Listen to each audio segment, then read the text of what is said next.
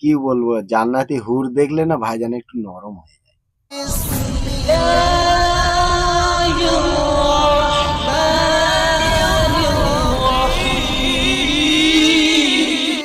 ভাঙড়ের এক মহিলার একটুখানি বক্তব্য শোনেন।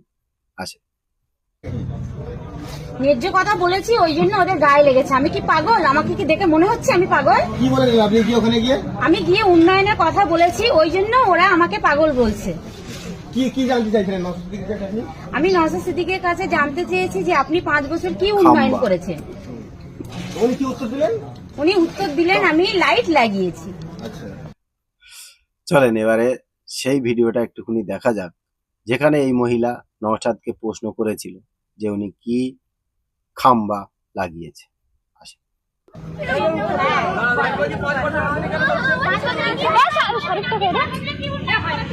এই যে লাইট পোস্ট রাস্তাঘাট কে করেছে? লাইট পোস্ট কে দিয়েছে? কে দিয়েছে লাইট? সরকার দিয়েছে। সরকারের কে চেয়েছে নাকি? মমতা সরকার দিয়েছে। মমতা সরকার দিয়েছে। সরকার মোল্লা দিয়েছে। সরকার মোল্লা ঘটনা দেখায় না। মমতা সরকার দিয়েছে। জয় বাংলা, জয় বাংলা। দিদি বাংলার জয় হোক। আচ্ছা, এখানে আবার নওশাদ সিদ্দিকী বলছে 100 বার জয় বলুন, বাংলার জয় হোক।